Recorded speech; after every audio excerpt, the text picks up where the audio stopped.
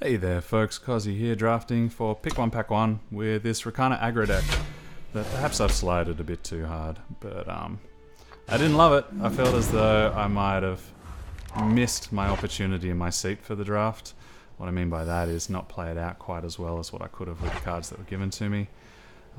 This hand is really interesting. I don't have the justice for half the cards in my hand, but I've got a good aggressive start. I think this is a hand where I can just do better. And especially on the play, the Bladekin Apprentice isn't the best card in my deck.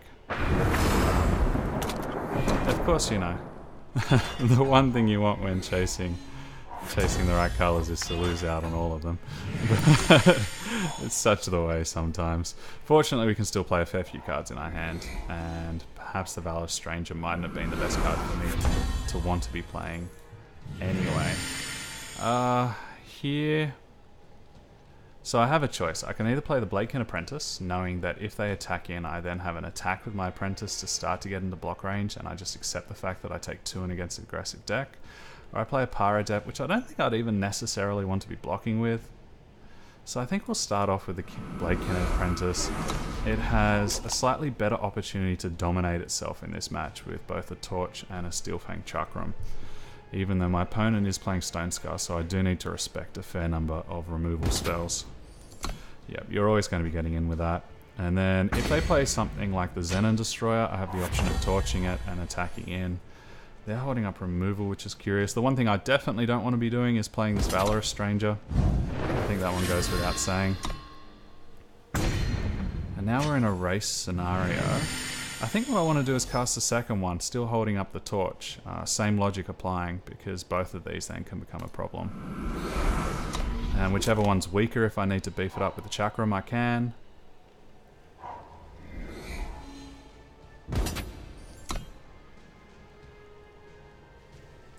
So they have a trick of some description now.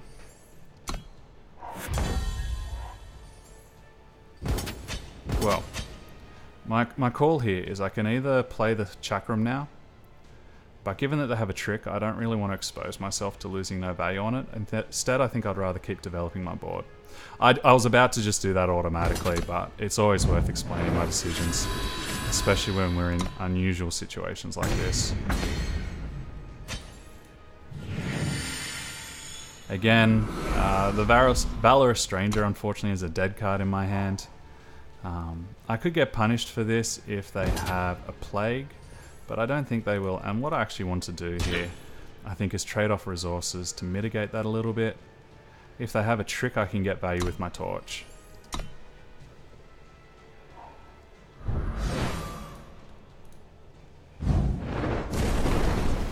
And so that was their trick. We've been able to bait it out, and now I feel as though we're pretty firmly in the driver's seat.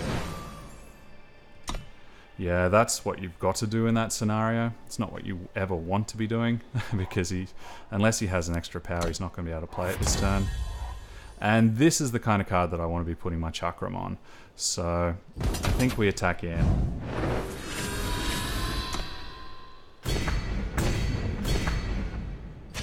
And add a threat. Fortunately, if they have a Plague, the Aegis will be able to pop that for a turn. And then the door will be well and truly shut, if it's not shut enough, just from virtue of being wide. So yeah, my opponent got stuck on 2 for a turn there, and that was the door that my deck needed to get through and to cause problems. I think I've just realized I haven't updated my supers for this, so just bear with me for a moment. Sorry about that, I should have remembered it before. And we'll just go into the future, hopefully, and add the ones that we'll need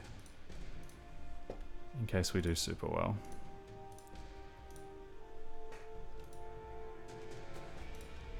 It's one of the fiddly things with this particular program. A lot of little things that you have to remember. It's not quite as simple as just switching everything over.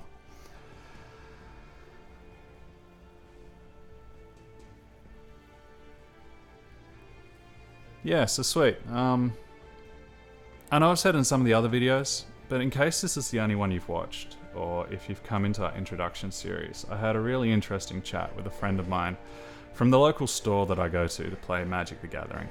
And he's also an exceptionally competent Eternal player.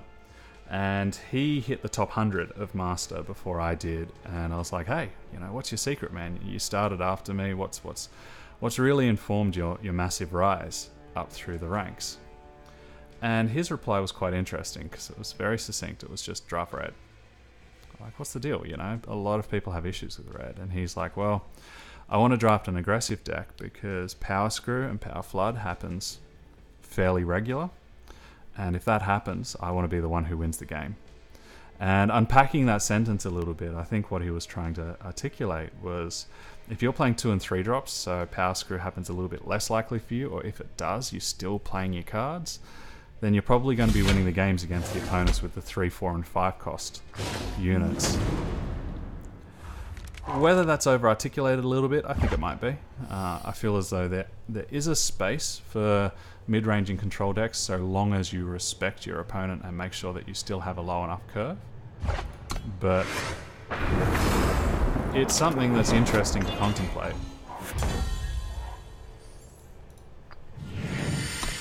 Even though it's likely I'll be able to play that with it being open to me, I think I'd still rather just focus on developing. That spider may well have Piercing Shot's name on it, but I'm not too unhappy trading a spider for a Pyrodept, especially whilst I'm playing an opponent who could have Lightning Storm, who could have Plague, who could have the Amethyst Acolyte. Is that the Shadow one? Yeah. Minor temper disadvantage here. I'm happy to take it. And play a threat that I actually care about. They have a fast spell of some description. I wonder what that could be. Could it be a lightning strike? If it is, am I happy to attack? I think I am, because I have other creatures that I'd rather lose, and even if I wasn't to attack and miss out on the damage and play the Recogulator, I don't think they'd use it on it anyway. I do have equipment, but not a huge amount that gets me above 4. And I also have the Smuggler's Stash. Okay, that's interesting. So maybe it is an aggressive spell rather than a defensive one.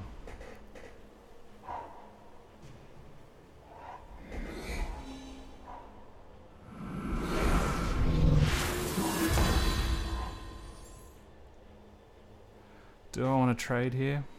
Likely not. I think I have enough tricks and whatnot. Although it allows me to play my Dusttooth Brawler and not worry about the trade.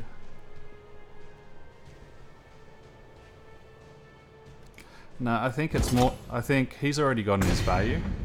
Cynic has, out of the Trailblazer. I still have a lot of ways I can get value out of my Sharpshooter. One of which is just to overwhelm, but that's a real tempo loss. Although it is 5 for 5, but they still get the Echo.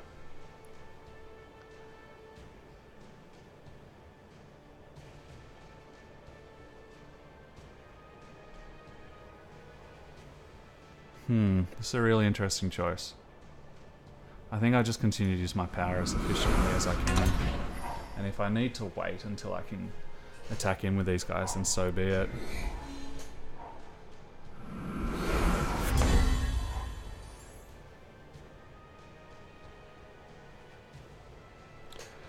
So, they're nowhere near him being able to pump up, which is good news for me. I can play the Chakram here. It exposes me to some of their removal, but I haven't seen them play any. Allows me to start getting aggressive. They'd likely trade the Brawler over here,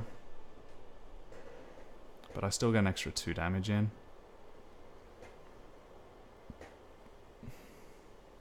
The problem is she becomes a 6/2 and then we trade. And I don't have... Well, perhaps I just do that. Attack in with a Brawler as well. On the assumption that sooner or later I'll be able to draw a power in return and then keep on with my plan. Otherwise she's taking what? 5 doubled is 10 damage. That's a lot. Yeah, okay. I can be convinced that that's a decent line to play. Especially... This is basically exclusively on the knowledge that the Chakram has Entomb, so I'll be able to get my value back.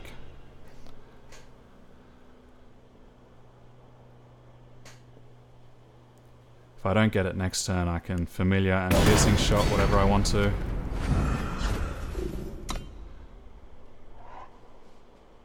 Oh, it's Entomb rather than...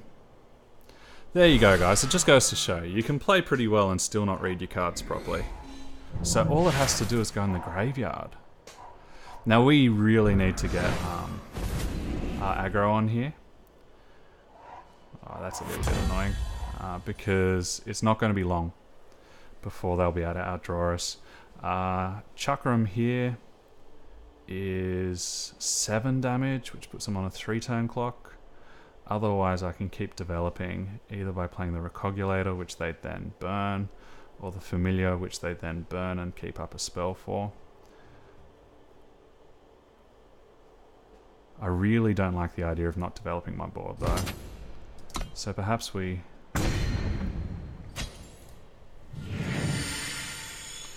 Perhaps I can play the Recogulator, although the 1/1s aren't going to be doing anything. But it baits it out, so this is more protected. Yeah, okay. Let's run with that. At least we still get value out of the Recogulator. And they've effectively 2-for-1 themselves. Although I don't think they care about that quite as much as I do.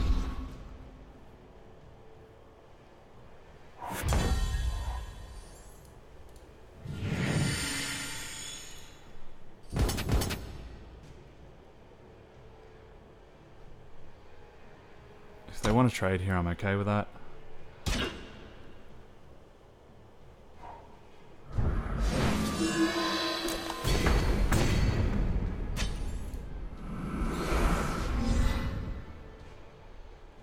And they know that I have it, so I might as well play it out.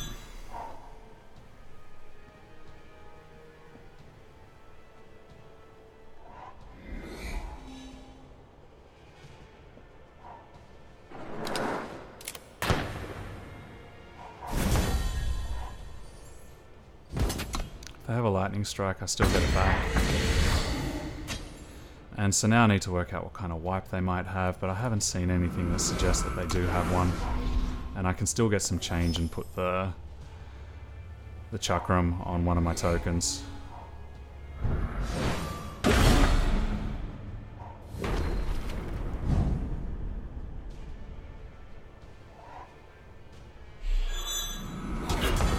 That's basically them trying to stay alive for an extra turn, or if they have a lightning strike, they'll be able to use it here. Use the Watchwing? Yeah, they've only got 1 card. And I'm going to have tokens that can get a Chakram, so they need to be able to do a lot to kill me there. I have the suspicion I made a mistake in not suiting up my 3/3. But yeah, I just wanted to make sure I had feet on the ground. How many matches we played? This will be the 6th after this. Okay. Also, I did reboot my computer in between the 2 video series. I probably should have said at the start. I noticed it getting laggy, so I do apologize for that. It's a grandpa computer. It does its best, and when I try to open up programs, it used to use older versions of the program that were more reliable and better. And it's probably true. I definitely used to have better results with certain programs. But yeah, it's the best I can do with what I've got. So I do apologize if the slight delay irritates you. I hope that seeing the decks that I've built and the commentary makes up for it, and you can deal with that. And I do hope that this is something I can change at some stage, but it won't be in the immediate future. At least not until we start to build up a bigger viewer base and I start to enable advertising and things like that. I can't quite afford to invest the amount of money that would be required to just set up. So this is an interesting hand. I have about as much power as I'd ever want. I have my colors, and I do have a clock, but both of these are probably 2 of the weaker cards in my deck. I'm on the play though. How greedy do I want to get? I think it's too greedy to throw away a playable hand.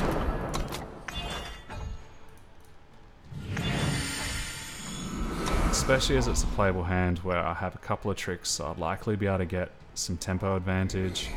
And so all I've got to do is not draw cards like this, and I feel as though I'll be in an okay place. They're playing a deck that has removal, so it's worth asking myself whether I want to hold up protection for the Watchwing. I don't think I want to be wasting a combat trick just to keep a Granadin alive, just to kill a Twilight Raptor. I think what I'd rather do is be one turn behind each time, so I can hold up the Finest Hour protection. Although, Feln does have a lot of just unconditional removal, so perhaps that's unduly kneecapping myself. Although I'm not unhappy to get the Bladekin down and just to start getting aggressive, so I don't think that's a massive sacrifice.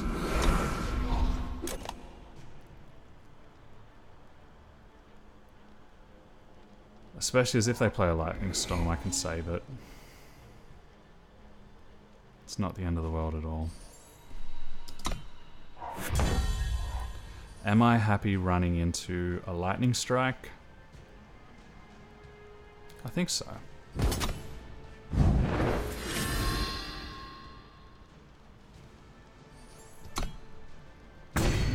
So that's useful to know that they don't have a Lightning Strike. It doesn't look like they have a Storm either. But they do have a bit of card draw. So the way that you lose with an aggro deck is to get outdrawn. If they can stabilize against you at any stage and you can't just keep the attacks on, that's exactly how you die. Do I want to be offering up the Finest Hour whilst they're holding up forms of removal?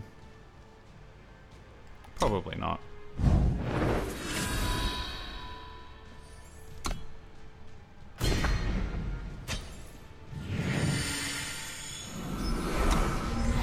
I am, however, very happy to play a Finest Hour on this familiar to deal with that, because I feel safer. It could be argued that I'm playing a little bit too conservative, although I think the argument ends right there. That's exactly the kind of outcome that I'm hoping for. No point in chump attacking in. Now, he hasn't shown me he has a board wipe. If he does, he has the patience of a saint. So I think I just want to keep playing cards that I can actually attack in with until I get a piece of equipment or another combat trick.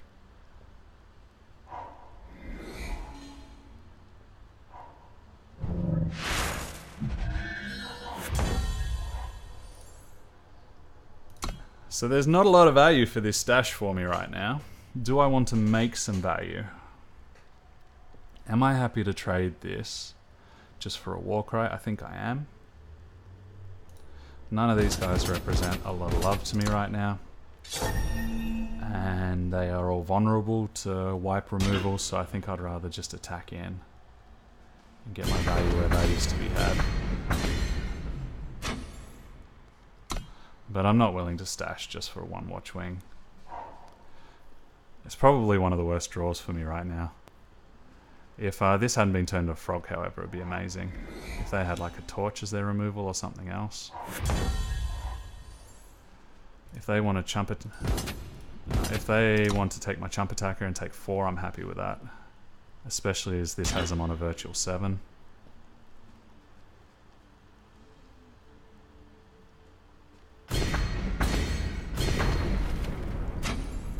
And this guy has Overwhelm, which represents a lot of evasion. Because when this dies, they're on 3.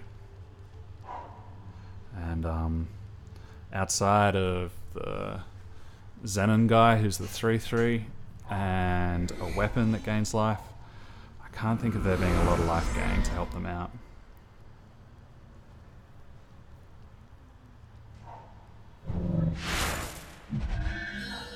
Okay, I really am not a fan of that decision. I think that they probably needed to stop my guy from having Overwhelm, so they had a block available. I can see that they're trying to make this big. Big enough to ideally have a decent block. Oh, that's not nice. Helps you live a little bit longer, but It's not a lot of fun. What do I want to do? I can put the Chakram on this, so this represents a trade that is disgusting. And that sounds like a lot of fun to me. If I attack in here, they're forced to block here, they're forced to block here, and they'll take 6 wide unless they have removal. Do I want to play around removal? They are holding up a lot of cards with a fair amount of...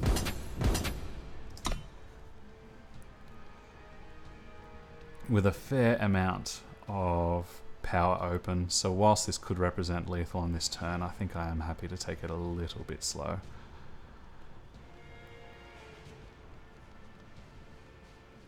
And the reality is, this now gives me a lot of time.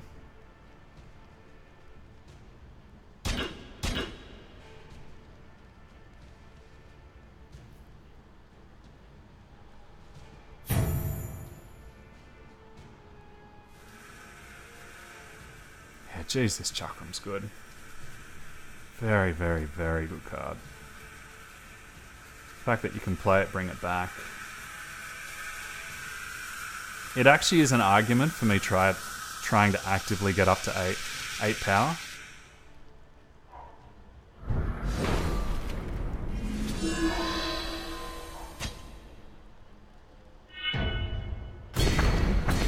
So that way I can cast it, attack in, it dies. The thing that it dies on returns the Chakram to my hand, and then I can attack, or attach it rather, to another unit ready to attack the next turn. It does expose me for 2 for 1, but it's never really a 2 for 1 if this keeps returning back. And yeah, Psycho Aggro for the win. And pushing me up through the rankings, which I was not expecting with this deck at all. Well guys, the last one may be a super quick one. If we're really lucky, it may be a 7-0. Join me and see whether this can be my first 7-0 on camera, which immortalizes this deck and means that I need to take it a little bit more seriously. And probably learn about why I was wrong on thinking that this was only mediocre, because it isn't as though my opponents have been screwed or flooded a lot. We've had matches and I've just been too fast. Too fast. Anyway, that's a question for another day. I've been Kozzi, drafting for Pick 1, Pack 1 and getting my Rakano Aggro on hard. It's been fun, hasn't it? I'll see you for the last video.